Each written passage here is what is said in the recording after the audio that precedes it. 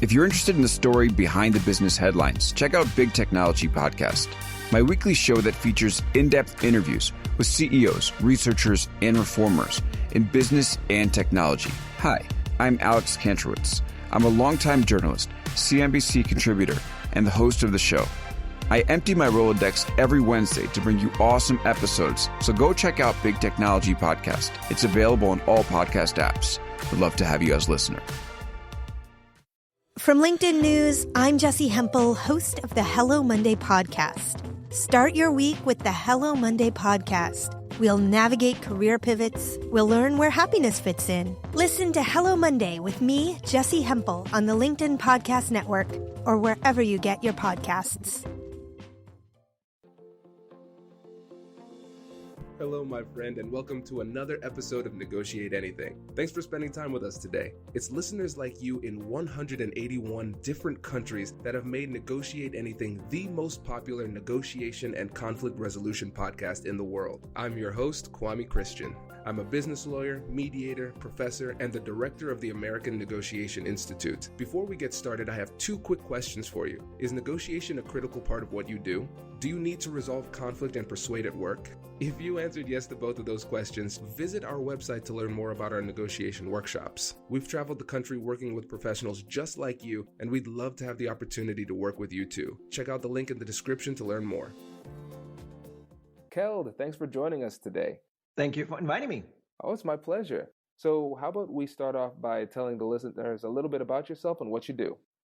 Yes, I'll be happy to. The short version is I'm originally a Dane from Europe, been living in the US for about 8-9 years, a US citizen today, and working with negotiation globally. Originally, I came from the business of technology, changed business in the late 90s as I discovered that we were not very good at negotiating, and that included myself. So I was kind of what I called unconsciously incompetent. I didn't know I wasn't very good at it. So I jumped ship and changed into the business of negotiation and has been lecturing, speaking, writing books, and a long list of other items within the world of negotiation. Fantastic. Yeah, we are excited to have you here. And I think the three topics that we're going to talk about today are going to be great for the listeners. So the first one is trust, taking a little bit of a different perspective on trust. And the next one is going to be discussing terms that you've coined, Nego-Economics and Smartnership. Really excited about that. And then the last one will be evaluating the other side. So beginning with trust, let's just start off with an operational definition. When you say trust, what do you mean? Very good point. If I could step back just a little bit, when I started in the world of negotiation, we had kind of a toolbox that was created by my partner back then in Stockholm, Sweden, who created the company back in 1976. And it was a really good toolbox on a lot of value tools to improve your negotiation. But I worked with that a while, and I discovered that still, some negotiation failed big time. And I couldn't understand why, because the tools were right, people were intelligent. So I didn't really understand why parties that should be successful in collaborating with each other just failed big time. So my conclusion after studying that for a while was that trust was actually an issue. So I teamed up with World Economic Forum in Switzerland. They went up, did a study among 20,000 people in 15 countries and came back to me and said, you know what? Your stomach sensation about trust is low is actually true. Trust has dropped with more than 55% in the last 20 years. And there might be some of the listeners out there, Kwame, that are just thinking, oh, that's interesting, so what? But that's actually a real disaster, because if you think about it this way, if we have a high level of trust in any kind of collaboration, our transactional cost will go down and the profit will go up. But if we have a low level of trust, our transactional cost will obviously increase and our profit will go down. So we can capitalize trust, and that's why we've called it trust currency. We just obviously combine the two words trust and currency because we can put a monetary value on trust. So my specific angle into negotiation, Kwame, is really trust. I have kind of a three-legged stool where I'm talking about Nego-Economics, we're getting back to that, trust, and obviously negotiation. And I find trust to be essential. I don't think I really answered your question. That is, how do we define trust? and I'll try to do that now. Trust is really working with you without necessarily always having a contract.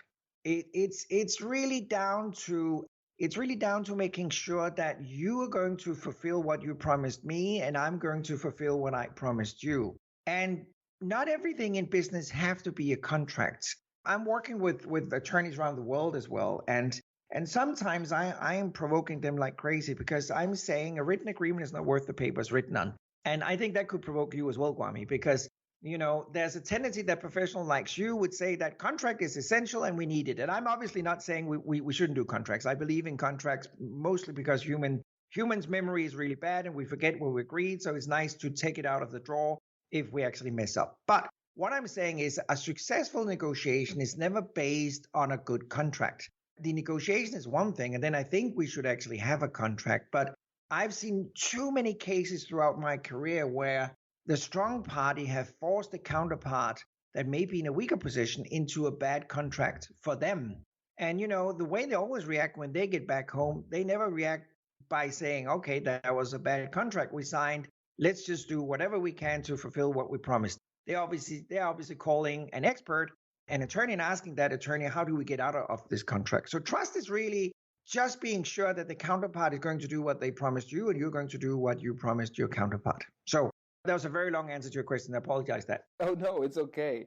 And you are correct. As you said, trust is believing that somebody's going to do with or without a contract. A wave of anxiety came over me as a lawyer. But what you said makes a lot of sense. It makes a lot of sense. And I think especially with the American style of negotiation, we rely really heavily on contracts in a way that I think other cultures would find surprising. And so since the majority of my listeners are in the US, how can you sell that idea of trusting even if the contract isn't in place or there is no contract addressing a specific issue? Yeah, that's a wonderful question. And obviously, I would never advise anybody to become naive, right? I mean, the opposite of trust is naivety, where you just trust everybody. And that's obviously stupid as well. So you should have a very constructive approach into this. And I would say that one thing, I know that sounds immediately a little bit naive, and I just warned everybody against being naive. But I do think that if you come through as trustworthy, if you actually do what you say you want to do, in most cases, I do find that the counterpart is responding that way as well. Of course, you could be cheated, but in most cases, if you're honest, if you're open, if you're transparent, if you share information, if you do what you promise that you're going to do, in most cases, you're going to see the counterpart is going to respond the same way if they read you that way as well. So when we talk about trust, I think we can all agree that it's really hard changing other people, right? I mean, it's basically impossible. It's a challenge to go out there and change hundreds of thousands or millions of people's mindset. What you can do, and that's even tricky as well, is you can try and start changing your own mindset. So what we need to do, Kwame, is actually start verbalizing trust. And what I'm advising my clients to do is actually verbalizing trust as part of the negotiation. Because one thing I'm always telling our clients is that we need to negotiate on how to negotiate. So we actually need to negotiate prior to our negotiation how we want to conduct negotiation. Because you're a true expert within this field as well. So I'm sure you would agree with me that people don't necessarily perceive negotiation the same way, right? Some people turn up and believe negotiation is like playing tennis. Other people turn up and believe negotiation is like playing chess. So it's going to be a real fun game when you have one guy sitting there with a racket and the other one moving pieces around on the chessboard, right? And that is what I sometimes see in reality. So we have to agree before we even get started. Are we going to play tennis or chess? When we have agreed on that, then we actually have to agree, how do we define trust? How do you see trust, Kwame? How do I see trust? What are we going to do if we feel that trust is declining throughout this negotiation? If I suddenly feel I don't trust you as much as I did in the beginning, how can I put that forward? Because when that has been verbalized and actually written down as part of the rules of the game, how to negotiate, it becomes easier to raise that topic later on. If I could I know I'm doing too much talking here, Kwame, but if I could just add another thing, since my background, I was born and raised in Scandinavia, obviously, so I have a European background and a North American background now. And you're absolutely right. There's a tremendous difference in the approach to collaboration in Northern Europe and North America. In Northern Europe, you could have one company that has no previous experience with another company. You could have that company call them and say, hey, we love your products or services or whatever, could you ship for $100,000? And in most cases, they would go, oh, absolutely, that's great. And they would do it. There wouldn't be a contract. There wouldn't be a written agreement. There wouldn't be any lawyers involved. It would just happen. Where I would question if that could happen in North America, because there's a tendency that we need a contract and everything else. So just to sum up, I got married to a beautiful American, and we got married 6-7 years ago. I should actually remember that exactly. It's embarrassing. But we got married, and we need a wedding planner. And the wedding planner was charging a very small amount of money. I think it was less than $500. But what was crazy to me, Kwame, coming from Denmark, was that she came up with a contract, a huge contract that we should sign just for her doing this work for less than $500. And I was thinking, it will take me more time reading this contract than paying her the money that she requested. And so I told her, why are we doing a contract? And I even suggested some changes. And she went back to her attorney to have the changes to a wedding planner contract approved. And in the end, I just gave up and said, no, we're not going to hire you. It's just too complicated. And that, to me, just makes, transaction cost just becomes too complicated. Does your company invest in professional development training? If you believe your team would benefit from a negotiation workshop, all you need to do is go to our website, fill out the workshop request form, and then we'll set up a time to connect. Our workshops are completely customized to reflect the specific and individual concerns faced by you and your team. Our calendar is filling up quickly, and we even have workshops scheduled for next year. If you think you might want one, I suggest reaching out soon so you don't miss out. Click the link in the description to learn more. And now, let's get back to the episode. Raise the rudders! Raise the sails! Raise the sails! Captain, an unidentified ship is approaching. Over. Roger. Wait, is that an enterprise sales solution? Reach sales professionals, not professional sailors. With LinkedIn ads, you can target the right people by industry, job title, and more. We'll even give you a $100 credit on your next campaign. Get started today at linkedin.com/marketer. Terms and conditions apply. This is interesting for a number of reasons. First of all, I bet she paid more in legal fees than she would have if she got the contract. But that's an aside. I think the other thing would be kind of giving a case study for what this would look like when you're actually verbalizing trust, because I think that's going to be a new concept for a lot of the people here, and I want them to really get a good understanding of what that would look like in action. So if you were consulting somebody and they were potentially working with a company, and they were about to engage in those negotiations, and you were telling them how to verbalize trust, what would that actually look like? Well, in the beginning, I see some get a little bit confused, because for some people, not all, but for some people, implementing trusts or using trust as a word in the same sentence as negotiation is alien. That's weird. That's difficult. But if they understand the concept of collaboration, where transparency and openness generates more value for both parties, and if they understand that trust is generating a value, they happily embrace that concept as well. And one way of explaining a very simple example of monetary value, Kwame, one way of doing it is that if I have people challenging the idea that you could put a monetary value on trust, I usually give them a very simple example. If I'm out speaking, for instance, I pick up 2 bottles of water that are completely identical, and then I ask the following question. If you are a procurement officer in a company and you've been buying this bottle of water, let's say you've been buying thousands or hundreds of thousands of these bottles of water from one supplier for a number of years, and you like that supplier, you trusted that supplier, and you had a great relationship, assume that a new competitor offering the exact same bottle of water appeared on the market, but that new supplier was just 20 cents cheaper than the original one you've been working with.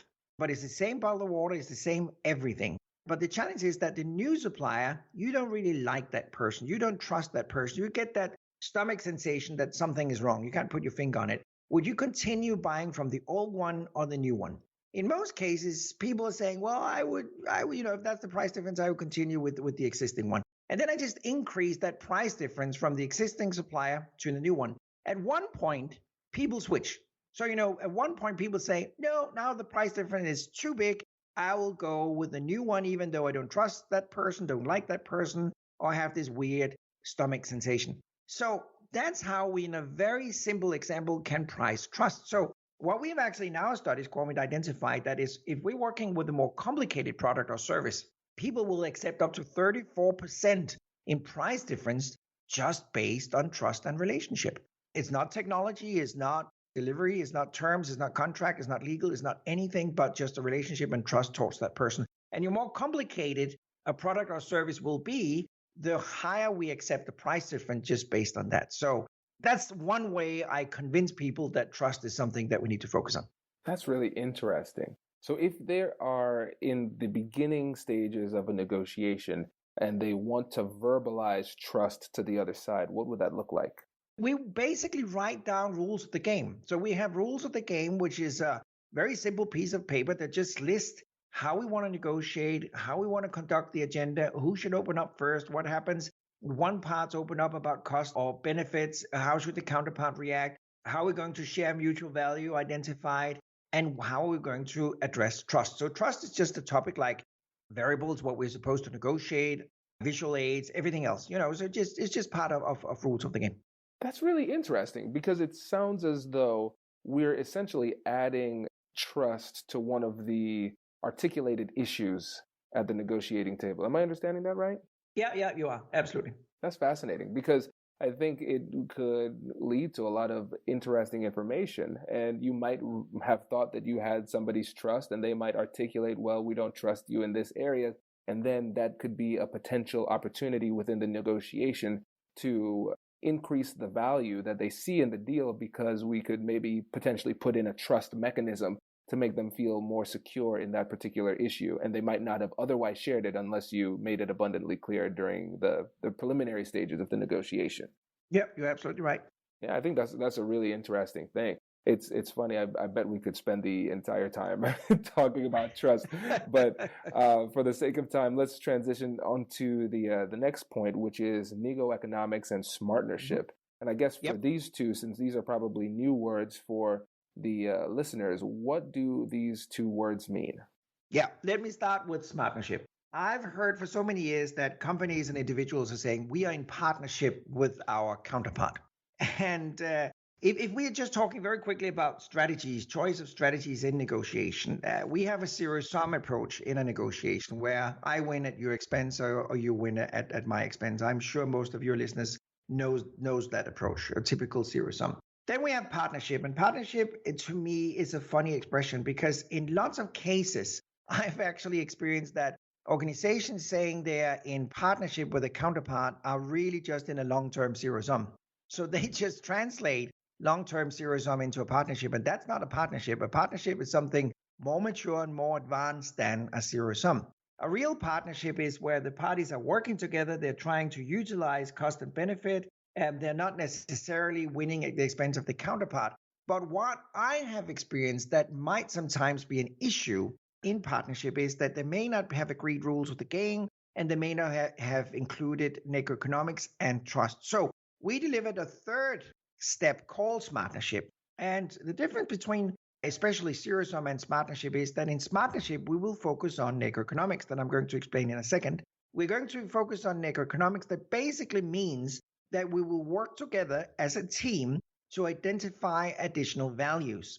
And that will result in, I will be able to make an additional $100 without you being paying for it, Kwame, and you'll be able to make an additional $100 without I'm paying for it. So the additional value in that negotiation is coming from unutilized potential that is Nego-Economics. And that moves me on to explain what is Nego-Economics. Now, Nego-Economics is the asymmetric value or cost between two parties. So let's say very quickly, simple example, cost of money.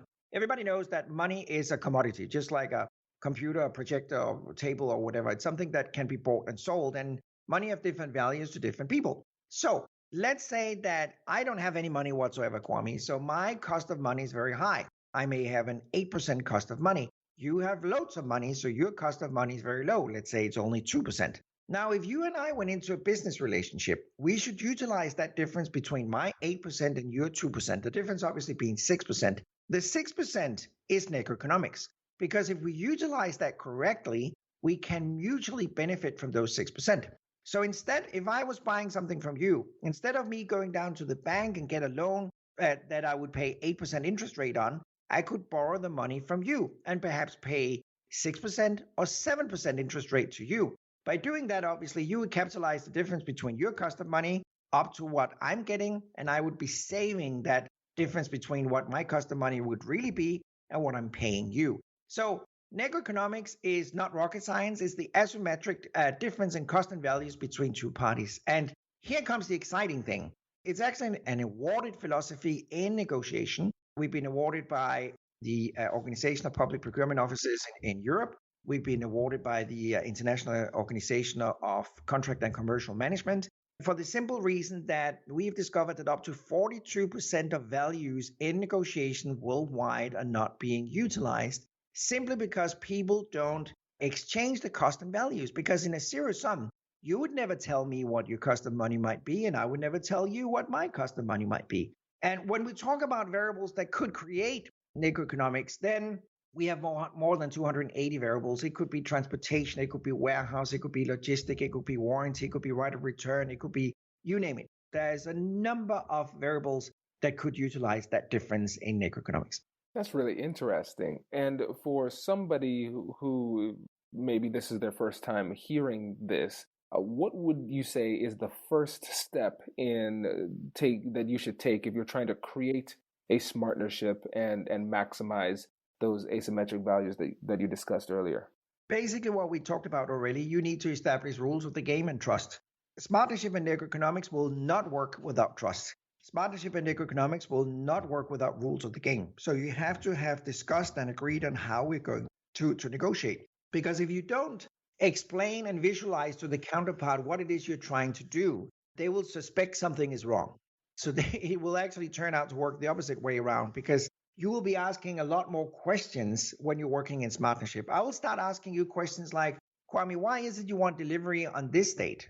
What's the financial benefit for you if we delay it or if we speed it up? What would your cost of money be?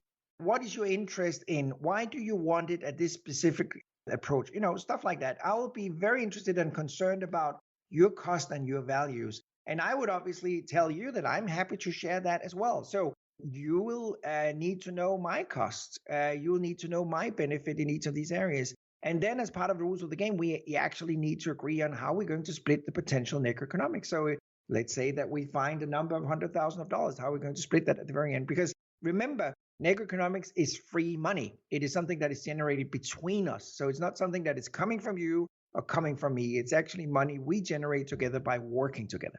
This is really interesting because it sounds as though the only way this could work is if you do a good job at the beginning of the conversation, framing the conversation and letting them know what type of game you're trying to play.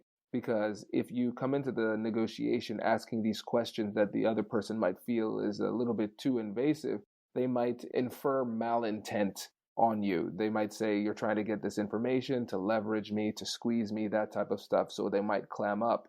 But if you take the time to first let them know that your goal is to create value for both parties and you are going to be equally open with the information that you have about yourself, then they might feel a little bit more willing to share that information and start to work collaboratively and creatively with you. Oh, you're absolutely right. You're spot on. So yes, we need to discuss with the counterpart what it is we want to do, and if they agree with it. And obviously, sometimes in reality, Kwame, what happens is you meet somebody that is not able to do it, don't want to do it, don't have the resources to do it, and then you just have to negotiate in zero sum. We have a saying in Denmark, it probably works in the US as well, you can drag the horse to the water, but you can't force it to drink, right? And that goes in negotiation as well. We can't force the counterpart into Smartnership and generating Nego-Economics if they don't feel like it. So it's only if people understand the benefit that we can work together. That makes a lot of sense. And I think that also helps us to transition into the third part, which is evaluating the other side. And I know this is about focusing on the interests and values of the counterpart, but a part of that has to be on evaluating whether or not this person is trustworthy. And so if you are going to open yourself up and be vulnerable by disclosing information, how do you know you're playing the right game with the right person? That's the $1 million question that you just put out there. And it's a very, very important one because I want to share a very important lesson with all the listeners here, and that is, if you're in Smartnership and you're not aware that the counterpart are playing in zero sum, you're obviously going to lose because you will be sharing values and cost, and the counterpart will just be accepting that information and not really sharing anything themselves. And the one who can see the size of the pie is the one that's going to win. So it's a great question, Kwame, because you have to make sure, obviously, that your counterpart is not just pretending, but actually actively participating. And I don't think there's any foolproof way of doing that. The way I recommend of doing it is start with a variable that basically is not risky to share. Start with a variable that could generate a little bit of profit. And if it goes bad, it doesn't really hurt you that bad. Just to test, just to test the counterpart to see if they play along. And if that works out, then take the next one. If that works out, take the next one. And then, you slowly build up that trust, because I think we can all agree trust is not something that you and I can verbally agree. Okay, let's trust each other. Let's be open and honest. And then the counterpart goes, great, let's do it. That's not the way it works. I mean, it's something, trust is coming from behavior and actions and not wording. So we have to prove to each other in the beginning that we can trust each other. And when we have done that, and that doesn't have to take that long though, but when we have proved to each other that trust will work, then everything just becomes easier and negotiation goes smooth. But back to your question, I would start with a variable that is not that risky. It makes sense. So our friend Alan Zhang, he has a concept that I really like when it comes to building trust in a way that makes it less likely for you to get burned. And essentially, it's what you said, taking those small steps with something that doesn't hurt you as much. And he calls it strategic vulnerability. And so you share a little bit about yourself, you see how they respond, and then hopefully it triggers a little bit of reciprocity. So you share something about them, about yourself, and then it makes it more likely for them to share something about themselves. And since you're not taking a big leap, you're not exposing yourself, but you're still doing something that takes a step towards potentially building trust if it's there to be had. Yeah, that makes sense. I actually love that expression. So it's spot on. I would agree with that completely. And when we talk about the evaluation with regard to the interests and values of the counterpart, what do you mean by that? Well, I think the best way I can explain that is that I am a critic of the typical tender process. A company is sending out a tender saying, we want to buy 1,000 units of these. We want to deliver to that date. We want a warranty of that time frame. We want this and that. And while doing that, they have not focused on the cost or the benefit of the counterpart. I see negotiators step into negotiation every single day, just focusing on their own interest, their own values, their own cost, their own risk, and with no interest of the counterpart. And just getting back to Nego-Economics, if you and I are buyers, and if we put out a requirement to the supplier that put a cost on the supplier that is higher than our savings, then we're actually hurting ourselves. I can repeat that because I know that's hard for some people to grasp in the first time around.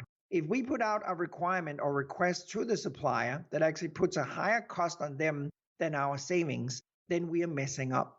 And by doing a tender or opening a negotiation, just focusing solely on our cost of benefit, we are completely missing the opportunity of getting a feedback from the counterpart, understanding whether we actually going the wrong way around generating Nego-Economics. So instead of just going out with a tender saying, we want delivery on June 1st, we want 2 years warranty, we want this and that, we have to ask the counterpart, what would the impact be to you on delivery June 1st? And please let us know if you could save money by offering a different delivery time. What would it mean to you if we change the warranty period from 2 years into something else? Would that give you a benefit or cost?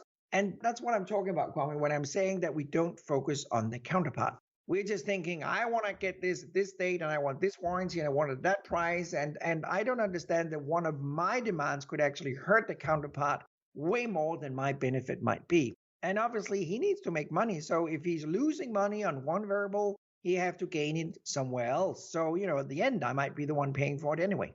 That's a really interesting take. And especially when it comes to those situations where it's like a request for a proposal, when larger companies are saying, hey, we have these specific needs, who can do it?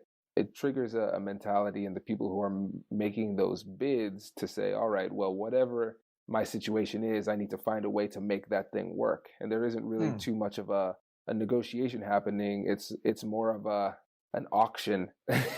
Then the relationship is created, and we're not even sure if it could work or even should work. And so it sounds like what you're saying is maybe you could potentially use that as an anchor, but you still have to have the conversation to figure out how you could create value for both sides.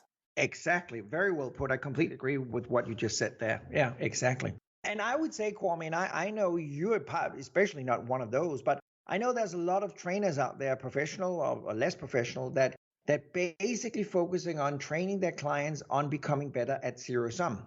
And I honestly think that's just stupid. I mean, we have to change the mindset on how we should negotiate instead of just improving the way we have been negotiating for hundreds of years. So look at negotiation as a science, look at it as an art where we can develop. And what is really interesting when I've been doing studies is that if we look at a typical commercial or political negotiation for that matter, we basically do the same as we've been doing for hundreds of years. We have more technology supporting that approach today, but basically it's the same thing we're doing. So what I'm trying to do in my mission in life is really to try and change the mindset on how we perceive negotiation, because we can do so much better moving out of zero sum and getting into a different approach.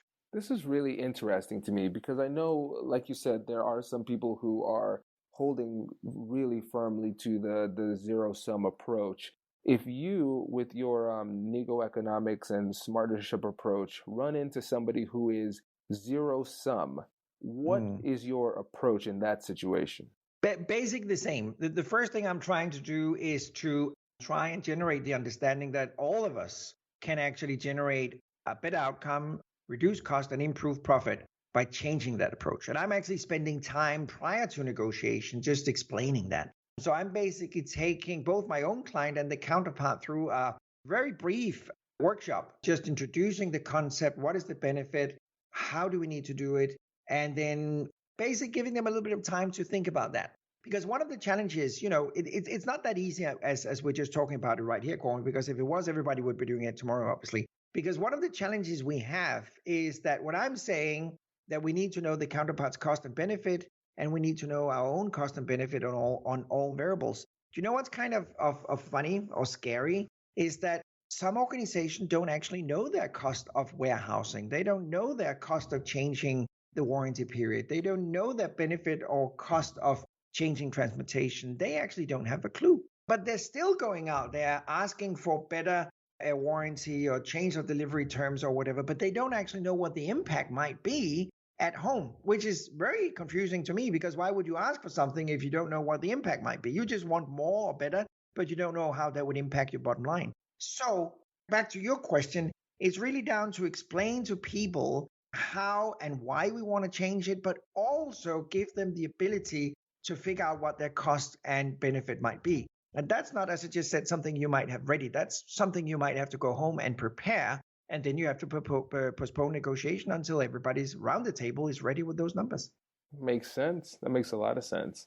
Well, I know, just to be respectful of the listeners' time, we have to wrap it up here, but this has been incredibly helpful. We appreciate it. Before you go, can you tell the listeners a little bit about any projects you're working on that you want to share and how they can keep in touch with you?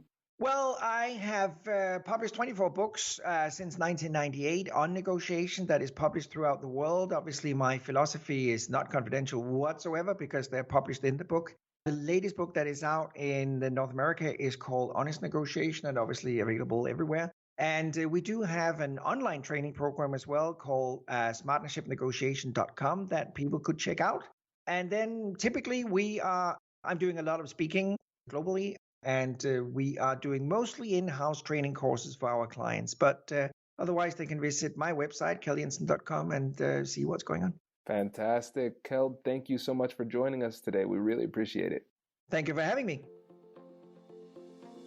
Congratulations! You've just joined an elite club. By listening to a full episode, you're now officially on the Negotiate Anything team. So welcome aboard. What most team members do is they subscribe to the podcast because that allows them to automatically get the latest episodes of the show. The best things in life lie on the other side of difficult conversations. Keep learning, keep practicing, and keep getting better. Your relationships will improve, your career will soar, and you'll have the confidence you need to get the most out of these crucial conversations. Again, thank you for joining the team. We're excited to have you, and I will see you in the next episode. I'll catch you later.